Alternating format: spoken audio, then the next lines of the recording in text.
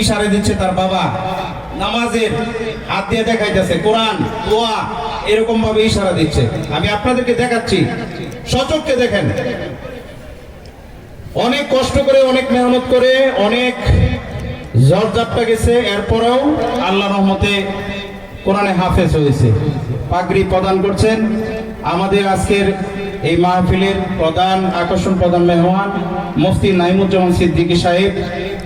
ওনার মাথায় পাগড়ি পড়াইতেছে। দ্বিতীয় হাফেজ মোহাম্মদ আরিফ হাসান, পিতা মোহাম্মদ আলাউল বিশ্বাস, গ্রাম গালাগাঁও, উপজেলা তারাকান্দা, জেলা ময়মনসিংহ। তৃতীয় ঈশ্বরগঞ্জ, জেলা ময়মনসিংহ। চতুর্থ হাফেজ মোহাম্মদ কবির আহমদ, পিতা মোহাম্মদ হারুনুর রশিদ, গ্রাম ভাটিচর, নৌপাড়া, উপজেলা ত্রিশাল, জেলা ময়মনসিংহ। পঞ্চম হাফেজ মোহাম্মদ আল মহসিন আফতাহি, পিতা মুখলিসুর রহমান, গ্রাম দরিরাপুর, উপজেলা ত্রিশাল, জেলা ময়মনসিংহ। ষষ্ঠ হাফেজ মোহাম্মদ মাহমুদুল হাসান তানভীর, পিতা মোহাম্মদ রেজাউল বিশ্বাস, গ্রাম গালাগাঁও, উপজেলা তারাকান্দা, জেলা ময়মনসিংহ। এই ছেলেটি নুরানি থেকে হ্যাফজ শেষ করেছে আমাদের এই মাদ্রাসায়।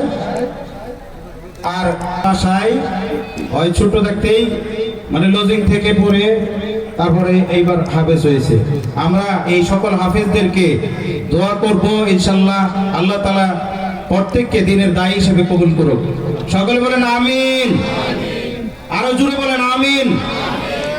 তবে এই প্রথম যে হাফেজ ছেলেটা হয়েছে, এই স্মৃতি শেষ আবদার যে স্ত্রীর কাছে রেখেছে, তখন তার বয়স ছিল।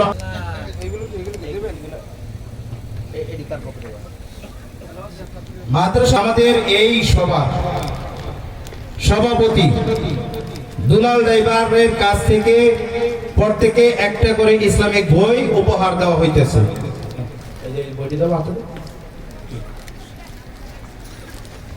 আর আমাদের এই মাহফিলের সেক্রেটারি অর্থাৎ সাধারণ সম্পাদক এর পক্ষ থেকে প্রত্যেকটি ছাত্রের জন্য এই যে ইমন সেক্রেটারি সাহেব, এই যে আমাদের এত বড় প্যান্ডেল হয়েছে, ওনার পক্ষ থেকে প্রত্যেকটা ছাত্রকে একটি করে আতর গিফট করা হয়েছে।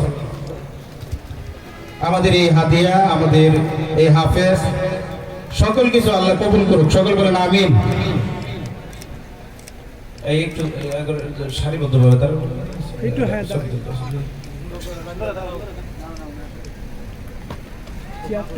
সবাইটাও